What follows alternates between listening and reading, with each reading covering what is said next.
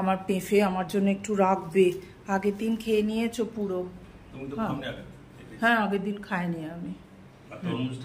তরমুজটা পুরোটা খেয়ে নাও, আমার হাফ আছে। আচ্ছা কি খবর সবার? আজকে দেখুন আমাকে সোমা আমাকে দিয়ে শুরু করাচ্ছে। Good morning. গুড মর্নিং, সুপ্রভাত। আবার একটা নতুন ব্লগ নিয়ে আমি কাবেরী চলে এসেছি তোমাদের সামনে। আজকে একটা মুশকিলে পড়ে গেলাম জানো। এই সবজিগুলো কেটেছিলাম যে সবজি ম্যাগি বানাবো, গিয়ে দেখছি হায় রে আমার ম্যাগি নেই।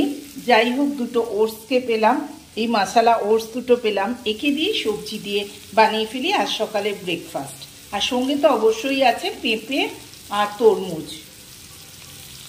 বাড়িতে না থাকা ম্যাগি আর থাকা ওটস দিয়ে আমি কি সুন্দর বানিয়ে ফেললাম। একেই বলে সুগৃহিণী। দেখো ওটসের খিচুড়ি। আজকে তোমাদের একটা লোভনীয় সবজি বানানো শেখাবো, যেটা আমার মায়ের শেখানো, আমাদের কাছে অতি প্রিয়। শুধু এইটা হলে আর শুকনো ভাত হলে আমাদের আর কিছু চাই না। মিক্সির ভেতর নিয়ে নিলাম নারকোল, একটু বেশি পরিমাণে জিরে, শুকনো লঙ্কা, কারি পাতা। আজকে তোমাদের যেটা শেখাতে এসেছি তার নাম হচ্ছে নারকোল চিচিঙ্গে। চলো আমার সাথে দেখো আমি কি কি জিনিস দিয়ে এটা প্রস্তুত করছি। হ্যাঁ তো বন্ধুরা, আজকে যে চিচিঙ্গে নারকোল করব তার ভেতর আমি কিছুটা চিচিঙ্গে কুটে রেখেছি, তার ভেতর একটা আলু কুটে রেখেছি। এই হচ্ছে আমার কেটে রাখা নারকোল, তার সাথে আমি মেশাবো জিরে আর শুকনো লঙ্কা, কারি পাতা। এটা অবশ্যই ম্যাড্রাসি স্টাইল, অর্থাৎ যারা তেলেগু, তামিল, মালায়ালাম তারা এই জিনিসটা বেশি খায়। আর নারকোলের সাথে অবভিয়াসলি যাবে তোমার সর্ষে, শুকনো লঙ্কা, কারি পাতা। হ্যাঁ চলো স্টার্ট করছি। তোমরা দেখে নাও এর ভেতরে না আমি কি করলাম, একটু পেঁয়াজ দিয়েছি, শুকনো লঙ্কা, কারি পাতা আর একটু বিউলির ডাল। এখানে বিউলির ডালকে বলে উড়দ ডাল। এইটা দেখো একটু ভাজা ভাজা হয়ে গেছে। এবার আমি দিয়ে দেবো এর সাথে কেটে রাখা চিচিঙ্গে, আর তার সাথে একটু আলু একটা কেটে রেখেছি, লম্বা লম্বা করে আলু দিয়েছি। তাহলে একটু জিনিসটা মাখা মাখা হয়ে যাবে। এইবার এর ওপর দিয়ে দিলাম একটুখানি হলুদ আর একটু নুন। দেখো সবগুলো একসাথে আমি মিক্সড করে নিলাম। মিক্সড হয়ে গেল গো। এবার ঢাকা চাপা দিয়ে একটু গ্যাসটাকে একদম কমিয়ে সিমে রেখে চলো নারকোল আমি বাটতে আরম্ভ করি। এবার এটাকে মিক্সিতে দেবো, তার আগে এর মধ্যে একটু জল অ্যাড করব।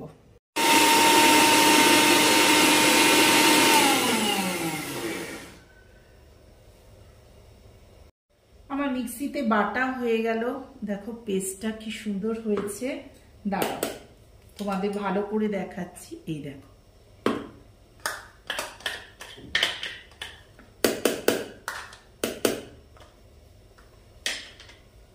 ততক্ষণ রান্নাটা হচ্ছে তোমাদের সাথে একটু গল্প করে নিই। কেমন আছো তোমরা? আমি তো মোটামুটি ঠিকই আছি। তোমরা খুব সাবধানে থেকো। আমার মেয়ে বলো মা জানো তো আজকে আবার প্রচন্ড গরম পড়েছে। আর সত্যি তাই, আমাদের এখানে না প্রচন্ড গরম পড়ে গেছিল। কালকে হঠাৎ সন্ধেবেলা টেম্পারেচারটা একদম 20-তে নেমে গেছে। জানি না কি হচ্ছে, সবাই অসুস্থ হয়ে পড়ছে। প্লিজ তোমরাও কিন্তু সাবধানে থেকো। আমি তো সাবধানে থাকার চেষ্টা করছি। আমার ব্লগগুলো দেখো। হ্যাঁ জায়গাটা ফটাফট পরিষ্কার করে নিই। এখানে মনে হচ্ছে গন্ধ বেরিয়ে গেছে, হয়ে এসছে। তো চলো আমরা খুলে দেখি এটা হয়ে গেছে কিনা। হ্যাঁ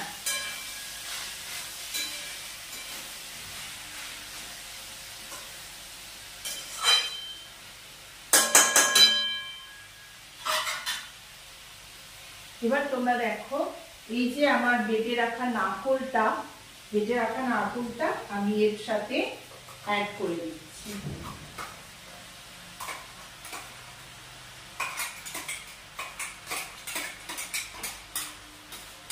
নারকোলের পরিমাণটা আর জিরের পরিমাণটা তোমরা অবশ্যই একটু বেশি দেবে। এই ধুয়ে যে নারকোলের জায়গাটা একটু ধুয়ে একটু জল দিয়ে দিলাম।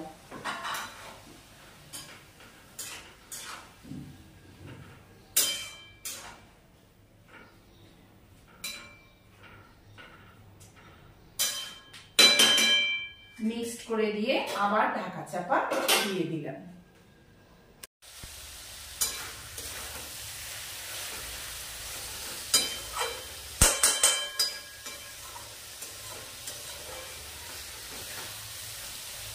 হয়ে গেল আমার চিচিঙ্গে নারকোল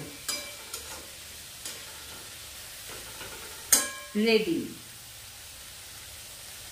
কিছু জামা কাপড় মিলে দিলাম আর কিছু জামা কাপড় নিয়ে আসছি, দাঁড়াও।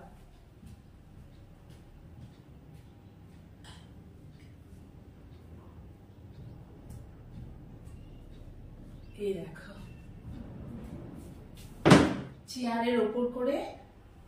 চেয়ারের ওপর সব নিয়ে চলে এসেছি। চেয়ারটাকে ধরে নিয়ে চলে এলাম, ওর ভেতরে সবগুলো নিয়ে চলে আসি গো একসাথে, আর নাহলে দীপঙ্কর দিয়ে যায়। হ্যাঙ্গার রেডি, আর এখানে কিছু মেলা ছিল সেগুলো আস্তে আস্তে শুকিয়ে যাক, আবার নেক্সট লটে দেবো।